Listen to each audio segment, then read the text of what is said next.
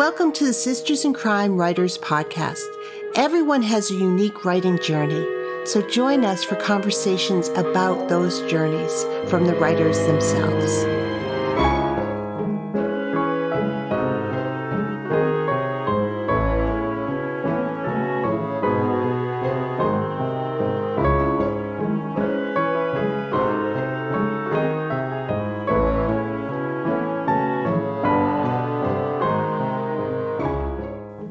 This is Julie Henriques, the Executive Director of Sisters in Crime.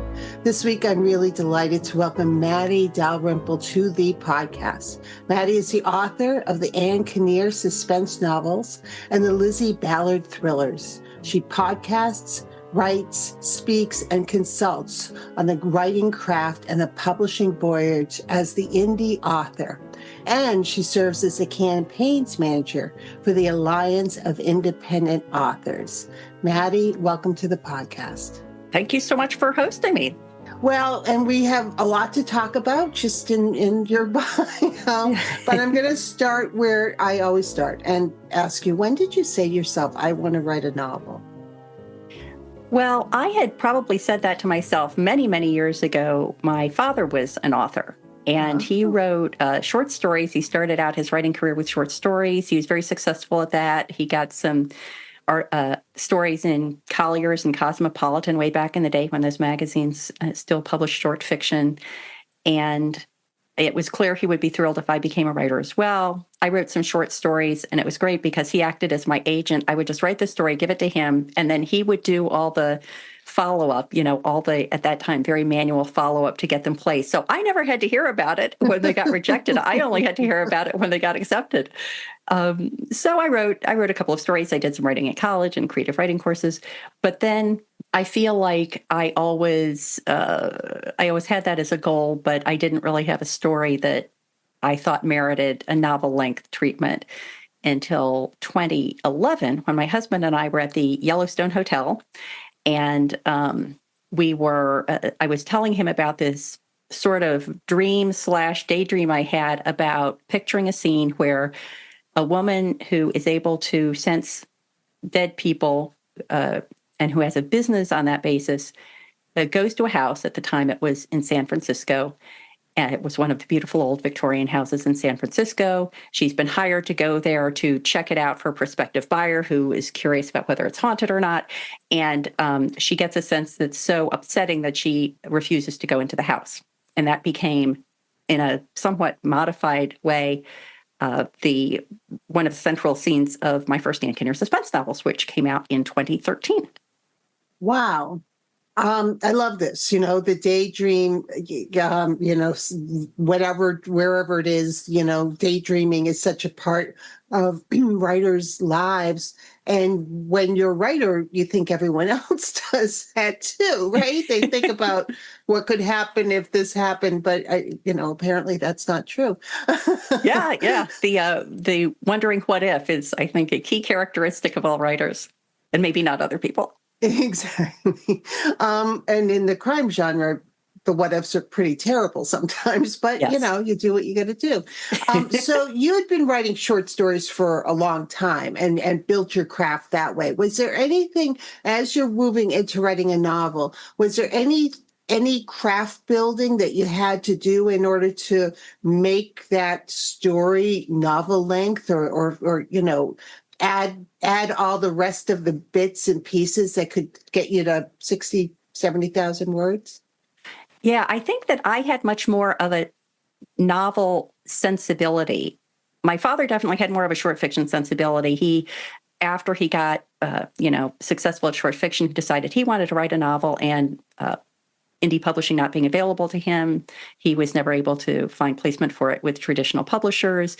And I think his gestalt was just more short fiction. I think my gestalt is really more novel-length work. So it was kind of freeing to me to no longer be constrained by the short length of my short stories, although I'm a big proponent of short fiction. I have a book called Taking the Short Tack that I co-authored with Mark Lefebvre about how people can use short fiction for creating income and connecting with readers.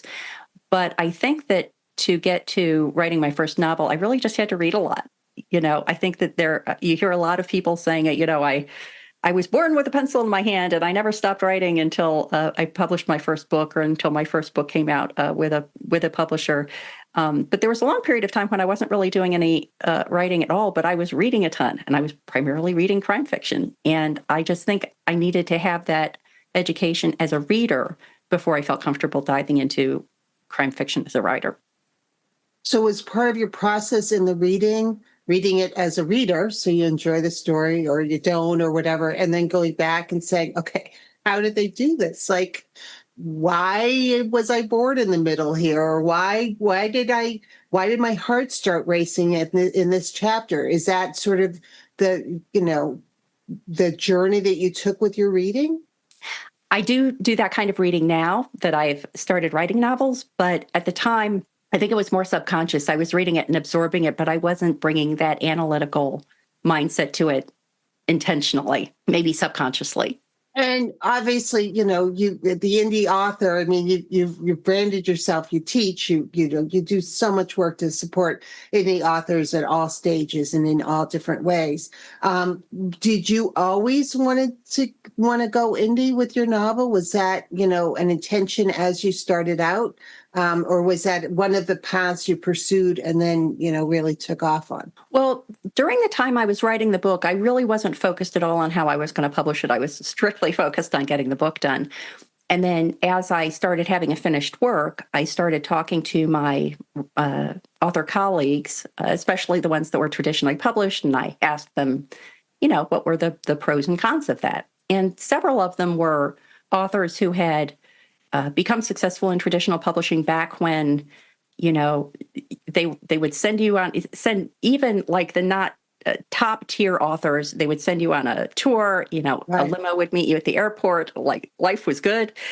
And they said, oh yeah, it's really not like that anymore. And this was in 2012, 2013. So, this was still a while ago. And as I asked them what they were getting out of having a relationship with a traditional publisher, the things I was hearing just weren't compelling. And the downsides I was hearing, like loss of control over your work, having to give away IP, were not appealing to me either. And so I decided to indie publish my first book. And then, although I'm definitely more intentional about this now, one of the pieces of advice I like to share with people is that Indy Author, even though it's my brand name, is a little bit of a misnomer, because ideally writers shouldn't think of themselves as an indie author or a traditional author. They should look at each piece of work they create and decide what they want to do with that. So once I had decided to indie publish my first Ann Kinnear book, I knew that all the other books in that series were going to be indie published. I wasn't going to try to sell book 2 to a traditional publisher. And similarly, when I published the first Lizzy Ballard book, I rethought that. I said, no, I'm still not seeing anything in the traditional world that is appealing to me. I indie published that, indie published all the subsequent books in that series. I did write one standalone because as I became more active in the author community, I thought it would be super cool to be able to say, I have personal experience in both these paths. And I did go through this period of pitching the standalone, writing the query letters, doing speed dating with authors at conferences. And it was just soul killing. It was very clear to me very quickly that this was not a path that was going to make me happy. And I was still not hearing anything compelling from traditionally published authors that made me all that disappointed that it didn't work out for me. Mm-hmm. But I do think that authors need to consider each piece of work. And if next year I wrote a standalone and I thought it was really something that a traditional publisher might want, I would definitely pitch to a traditional publisher. But the key difference there is that you can choose to indie publish, but you can't choose to traditionally publish. You can only choose to try to traditionally publish. And so I think in the end, if for writers who really want to get their books into the hands of readers, indie publishing is a great option. And I also like to say that quality is necessary but not sufficient. There are, tens of thousands of people who would love to have a traditional deal, and there are not tens of thousands of slots. So even for excellently written works, there's so many other considerations that go into it that might stand between you and getting your book into the hands of readers. Well, and I would also, it's interesting, and let's spend some time talking about this journey and the, independent indie author movement, which I think it has been a movement in the last 15 years or so. And there's some traditional publishers. I just read an article about Kensington who are now actively seeking well-published indie authors to say, come write for us. I mean, there's so many barriers or silos that are now much more porous than they were. But having a well-written book has to be the first step, no matter how you're doing this, right? Yeah, I mean, exactly. making sure it's edited and it's well told, and that there aren't plot holes, and being open to that. And so let's just talk about that aspect of it, because I think you can't make your first impression, especially if you're debuting, has to be good. And so you need to really make sure that you're putting the best work out there. So what do you do, or what do you recommend folks do if they're thinking about this path in order to have the best product possible? Well, I do like to say that if you are an indie author, then it doesn't mean there are no gatekeepers. It just means that you have to be your own gatekeeper, which can be very difficult because it's a very different hat to wear. You can write a book that you love as the writer of it, but then you have to be able to step back and say, is this ready for another reader? And ideally that next reader, it may be beta readers, it may be alpha readers, it may be professional editor. Certainly any indie author any author can tap into those resources like beta readers to get a sense of how they're doing. Authors who are pursuing a traditional deal might not want to make the investment in a professional editor because it's just going to get professionally edited again when a publisher gets it. But certainly for indie authors, and certainly early in the career, you really need a professional third party to look at it and bring a perspective that's just so difficult for us to bring to our own works. Could you define beta, alpha, and professional editing, or readers? Could you define those terms for folks? Yeah, the way I think of this is an alpha reader would be oftentimes like a very good writer friend, ideally in your genre, someone who understands the expectations of your genre, who you are willing to show an unpolished version of your manuscript to. Mm-hmm. I'm working on a standalone right now, and I just sent it to my first alpha reader, who is someone who's very successful in crime fiction in the traditional publishing world and has a fantastic sense of like plot requirements, genre conventions, pacing, things like that. And I always have her be the first person to look at it, to just give me those sort of broad brushstroke inputs to it. And then beta readers would be after you've polished it up, you've done all the editing that you can, and you want to share it out with a wider group of people, again, ideally with experience in your genre, and get their input on it. Maybe look for commonalities. You don't want to act on every piece of input you get from a beta reader, but if three of your 7 beta readers or something like that say, by the time I got to chapter 7, it was feeling a little sloggy to me. You definitely want to focus in on that. And then, the tradition, or the professional editor is the person you want to show it to when you have taken every step you can possibly take to make it as good as you, based on your craft and experience, can.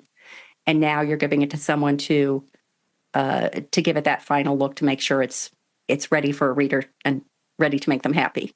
And I think everything you said is so helpful for people to hear and to understand, is getting the perspective of people who understand, listening to the comments that are helpful, but not getting defensive about it. I mean, if somebody says, I don't understand this character, or I got confused in the 3rd chapter, that's, as a writer, you got to fix that. It's not the reader's fault that they got confused. I mean, it's a tough thing to take yourself out and sit next to the writer in you and sort of say, okay, what are they saying? And is this true?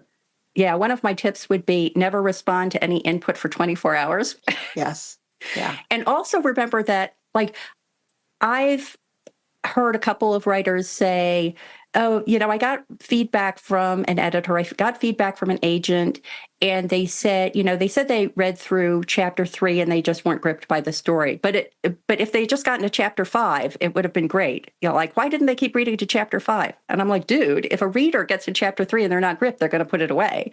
Yeah. And so the editor or the agent is validly bringing the perspective of what a reader is going to experience. And you're not going to be able to stand next to the reader as they're sitting in their easy chair and say, just read 12 more pages because it's about to get really exciting. Well, we're actually going to do a webinar on that in Sisters in Crime, about those first few pages. That's also can be an indication you're starting the book too early. Like, yeah, you need to get rid of those first 3 chapters and start where it's interesting. Yeah. It's very hard. And again, the presence of mind and the ability to sort of seek people out who aren't just going to rubber stamp you, but who are going to tell you what's working, but also give you a sense of what isn't, and not necessarily how to fix it. You don't want them to write your book for you, but you want them to say, what's not working for you. Yeah, and a good editor will be able to give both of those perspectives. One of the other tips I share with people who can make the experience a little better is that for my own editor, what I tell him is, if you're reading through it and you laugh, can you just stick an LOL in there or say love this conversation or whatever? Because I think that for many people who you're paying to give you information on ways to improve things, then they're going to focus understandably on the things that need to change. But sometimes it's just as important to know what's working. Right. And even just those couple of little notes in there can help. And then I think another benefit that professional editors bring is that they have experience in how to explain something in exactly the way you said, that calling out and explaining why something isn't working, and sometimes suggesting ways to fix it, but not necessarily. Yes. And then there's developmental editors who will just sort of say it's working or, give you big picture. And then, copy editors who really will drill down on, Barbara is Barbara in the first half of the book and Sherry in the second half of the book. So you really need to fix that. And both are valid. Both are super helpful, Yes. So when you're indie publishing, I love that you're talking about, you've got to look at your work. You're looking at people's careers. You're not just saying this book is your career. It's like, no, you're going to write a lot of stuff and you need to, as an author, figure out what your journey is going to be and do what you can do to control it. But also, it's ongoing and it's a ladder. I mean, you fall down sometimes, you get stuck, it's a roller coaster ride is probably better. Yeah.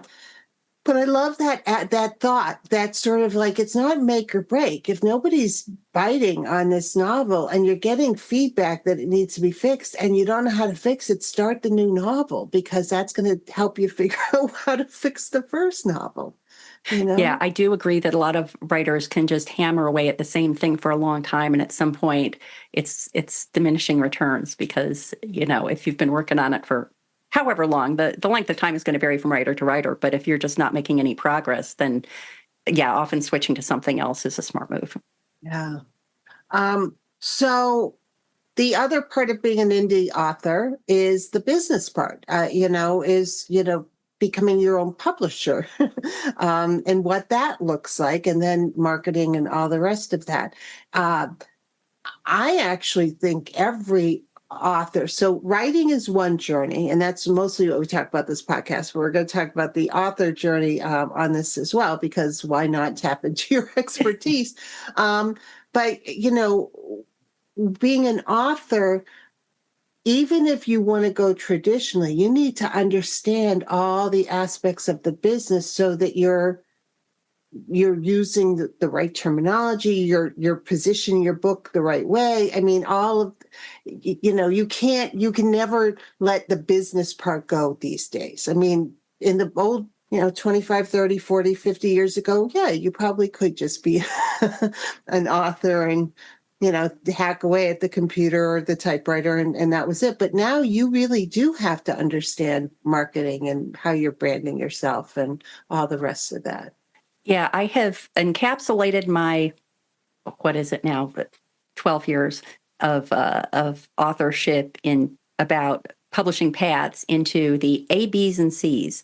And so just as you're saying, the A is authorpreneurship, and that applies whatever your publishing path is, that you have to be savvy about the business environment. You have to understand things like marketing and promotion because publishers will expect you to do a big chunk of that for your books, even if they're pitching in as well. And the B's of the legitimate B's of traditional publishing, like bragging rights or tapping into the bench strength of the team that the publisher has assembled, and then the C's of indie publishing, creativity on your own schedule, and I would argue in a lot of cases more cash than you can get from a traditional publishing deal. But yeah, that business understanding is vital regardless of what path you decide to take. It's also especially in the last couple of years, I've noticed so many digital only presses, small presses that have a much more generous percentage to the author that are out there that do so much of the packaging and the editing and things like that, but it's digital only and print on demand. So it's doing the indie route, but it's also working with a company that is working on getting distribution, because distribution is always the hardest part.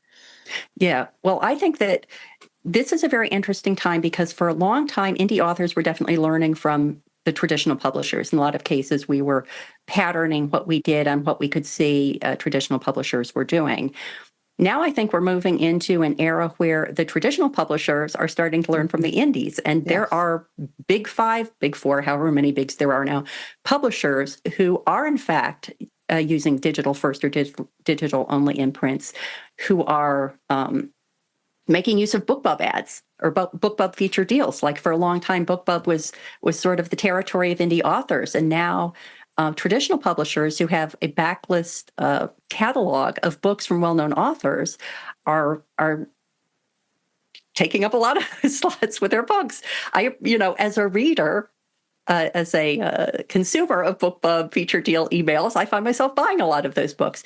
And so what I think is really interesting is that I don't think it was ever an indie versus trad decision, but I think that the lines are becoming more and more of a spectrum, and that each group is learning from the others in a very beneficial way, just as you're saying with, for example, digital only imprints.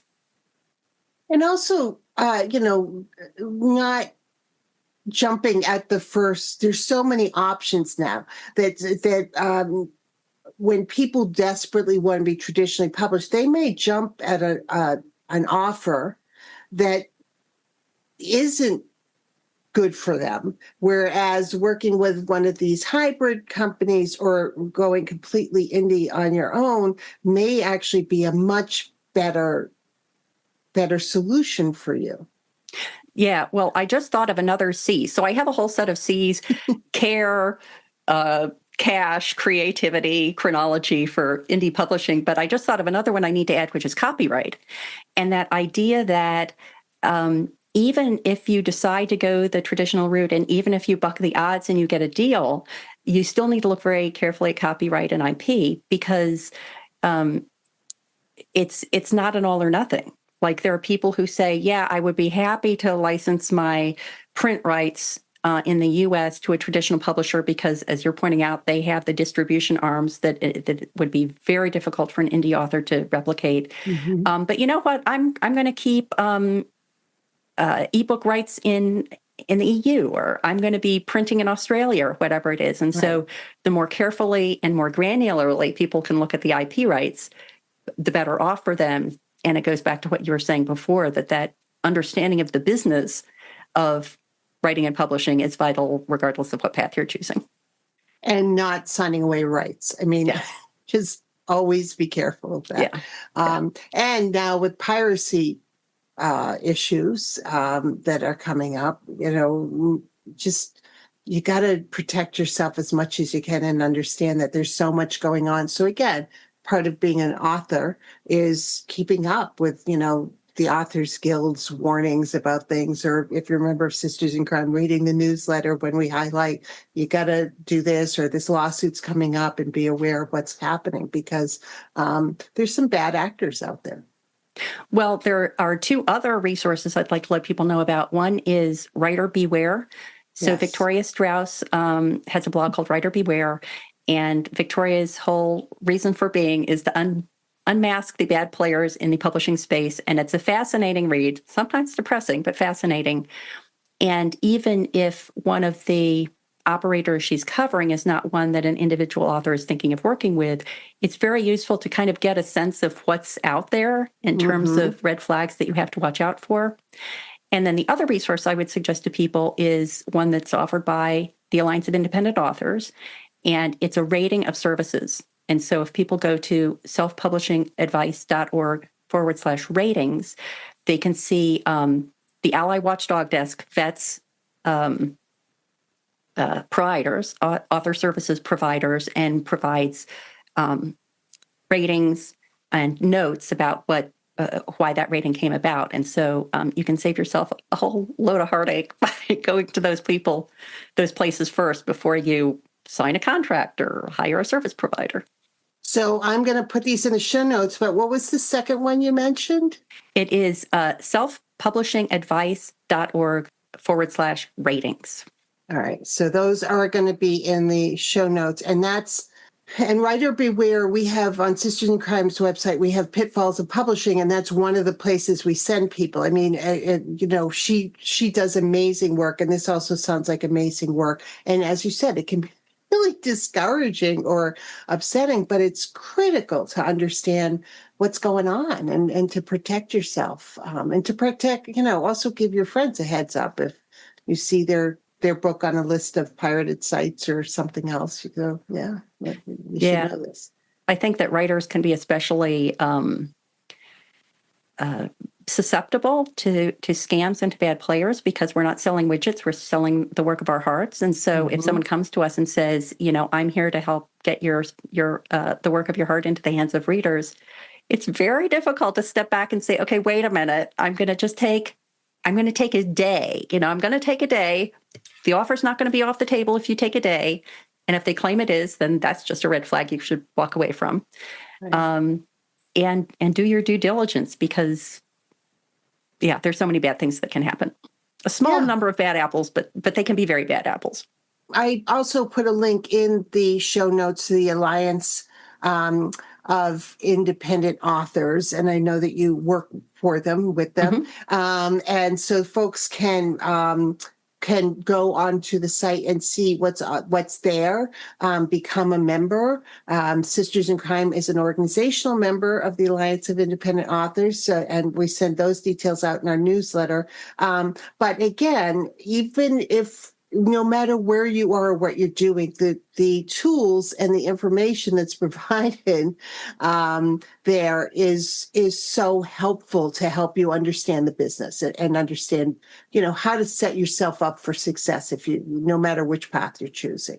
Yeah. So I do suggest people go there. Now I want to push you on your writing more. Okay. So thrillers and suspense are your two genres you're working in.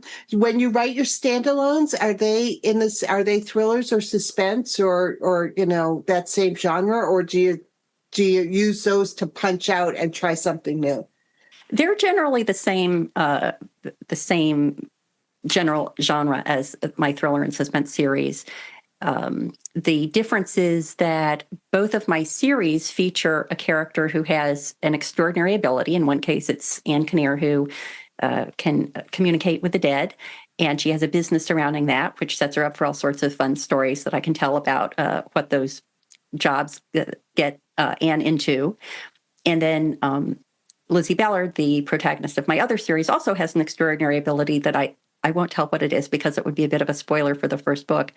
But the two standalones I've written, both of which, one of which should come out later this year and one of which will probably come out next year, are no extraordinary abilities beyond the normal extraordinary abilities that extraordinary people have. So that was kind of fun to just be working in a different world in that way. And also, I have to say, very freeing not to have to worry about what did I say in 5 previous books, because I was really getting sort of shell-shocked by thinking I've set up, 17 threads in the previous book that I need to either continue or resolve in this, book 3 or book 4 or book 5.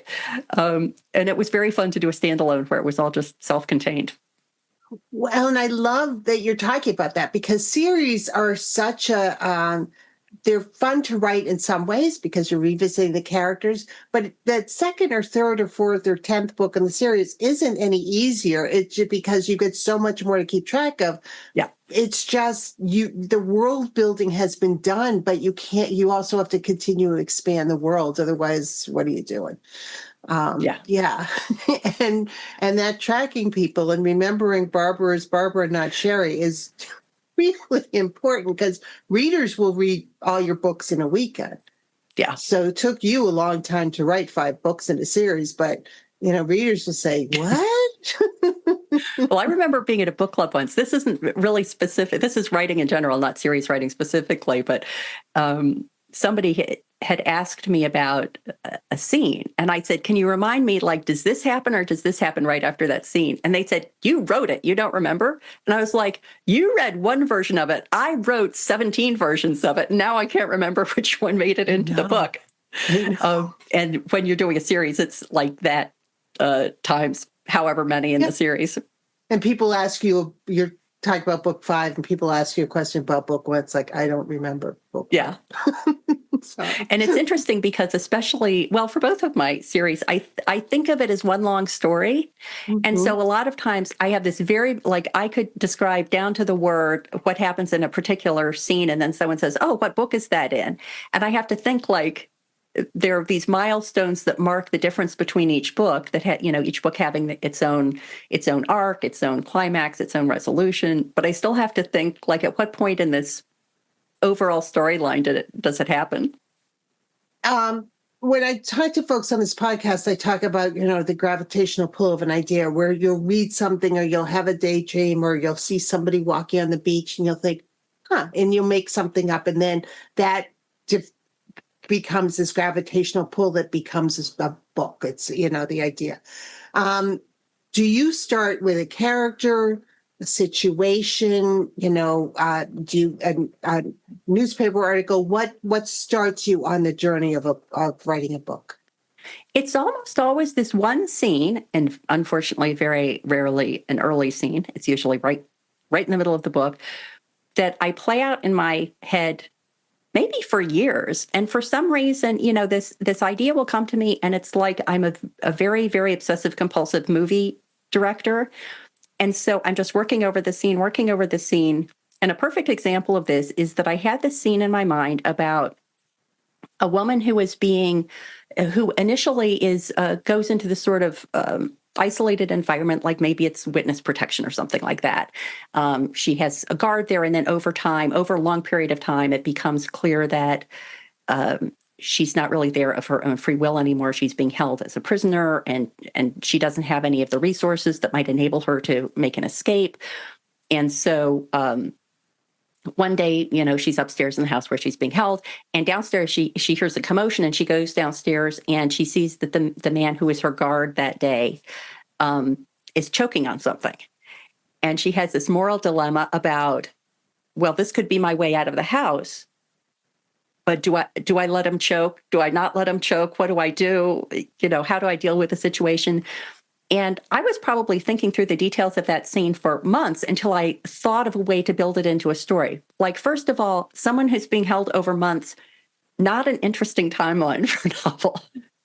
So The novel that came out of that bears almost no resemblance whatsoever to that initial idea I had for the story. But working through that one scene is what gave me an entree to the story as it ended up being rendered in the manuscript. And I love that. And so are you, tell me about your process for writing a book. Do you plot it? Do you, you're working towards writing that scene? Tell me about how you write.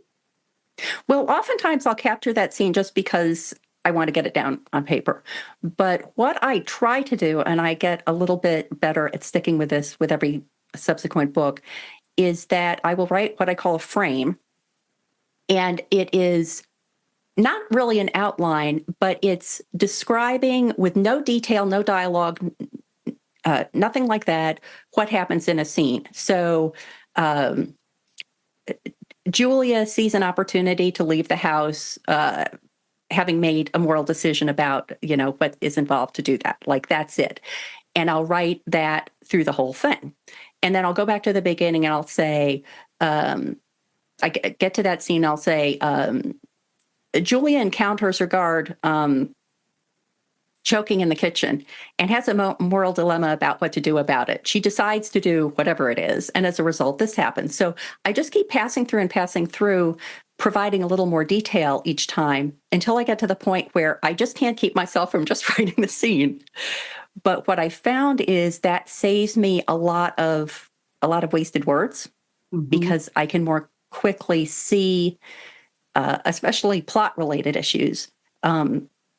Like, for example, this idea that if somebody has been held for months rather than just a day, as is the case when it finally made its way into the manuscript, it was very clear to me right away that writing a backstory that took place over that long a time was not going to be particularly interesting.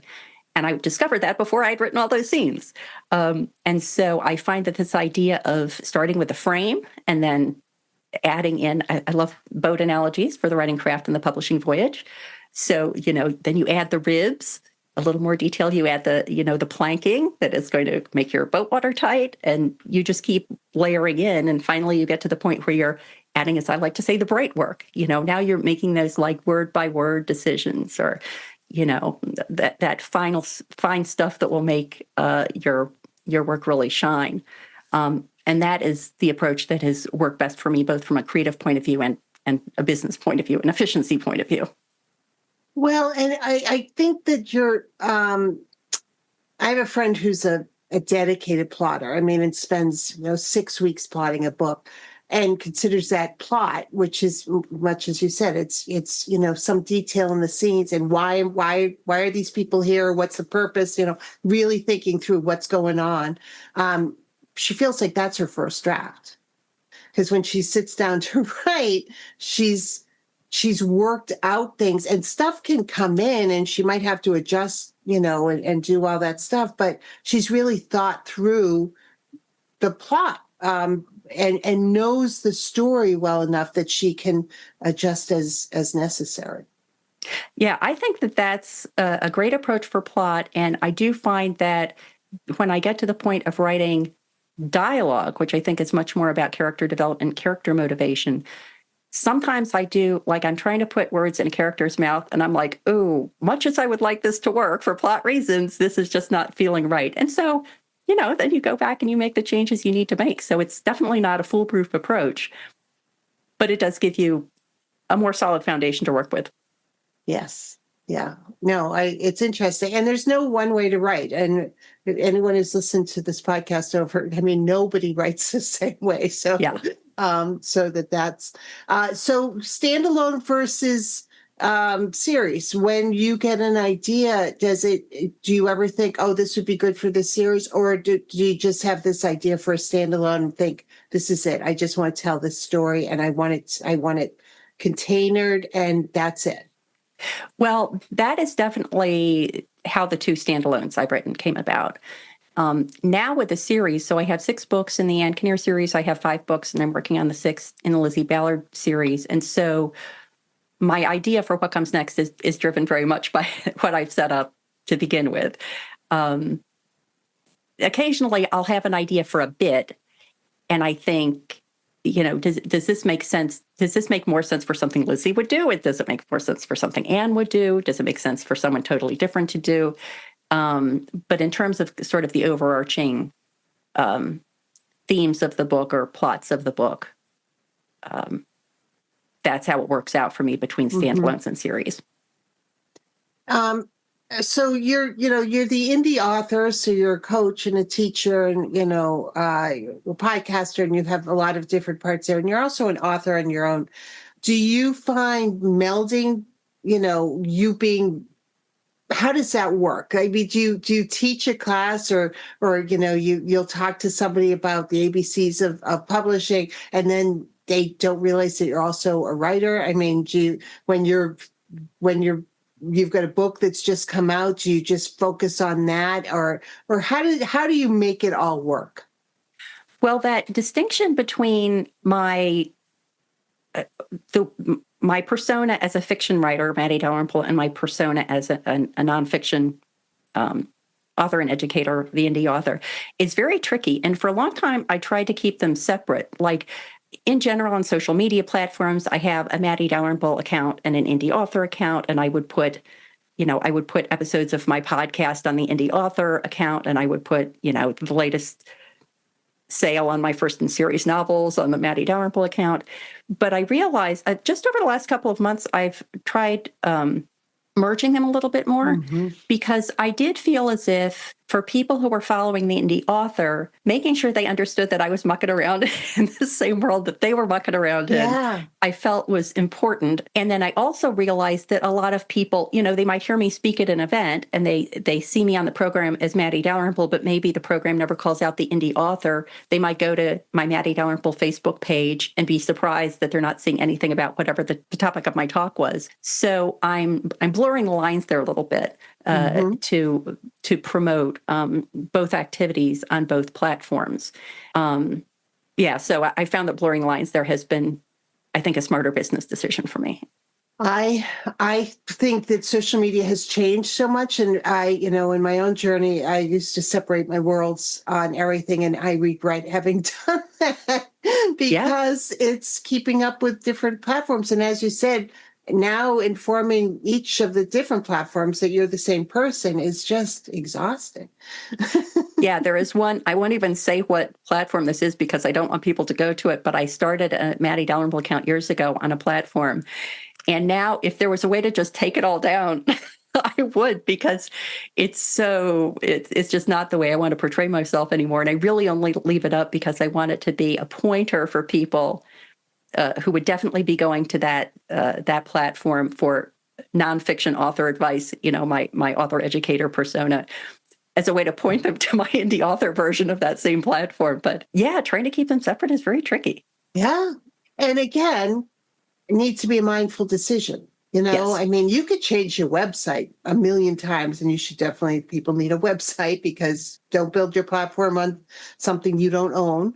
But I think it's, really, what am I doing here? And do you ever think about writing under a separate name? No.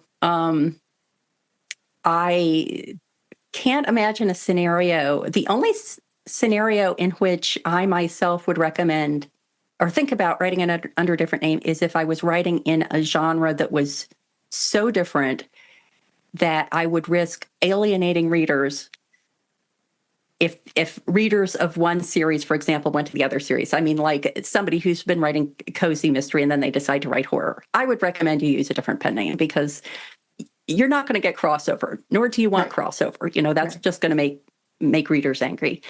But yeah, I do think that juggling the intricacies of different pen names is more complicated than I need. Again, not to say it's not a good idea for some people, but I can't imagine encountering a scenario where I would be tempted to do that. Yeah. Yeah. And as an indie author, you can make that decision instead of having a contract with a new publisher who says, no, you need to write under a different name now. Yeah. Yeah. So what's the best and the worst piece of writing advice you've ever gotten? What do you want people to know? What's a terrible piece of advice that you want to say, don't listen to this? Well, anything people are doing just because Stephen King said to. So I always mention Stephen King, and I'm hoping that someday somebody on his PR team is going to notice that Matty Dalrymple, the Indy author, mentions Stephen King a lot. And my standing offer to host Stephen on the Indy Author podcast to ask him this very question. But what I would love to ask him, PR team, is what advice are people following that they say, I'm doing this because Stephen King said so, that you really wish they wouldn't? And I think it's two things. One is that much of his advice came from decades ago when the world was very different, the creative world, the publishing world. I'm pretty sure that if we had a chance to ask him now, he would say, yeah, don't do that anymore because now it's 30, 40 years later. But also, Stephen King is like lightning in a bottle. He's brilliant in a way that is not necessarily replicatable. And so people who are saying, oh, like he writes every day, so I have to write every day.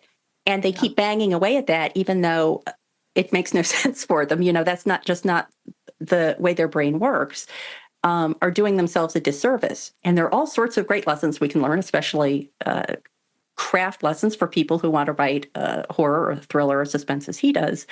But pick anybody. I'm picking on Stephen King, but pick anybody who's very successful.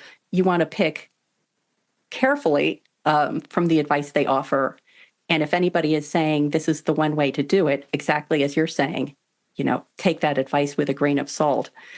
So I think just in general, the advice of absorb a lot of information and then put it through the filter of what makes sense for you, not kind of acting blindly on what you're hearing other people who have become successful do. Yeah, that's great advice. And that's great advice. So again, in the show notes, lots of stuff that we've talked about and people can follow you. But thank you so much for being on the podcast this week. This has been so much fun. I love this conversation.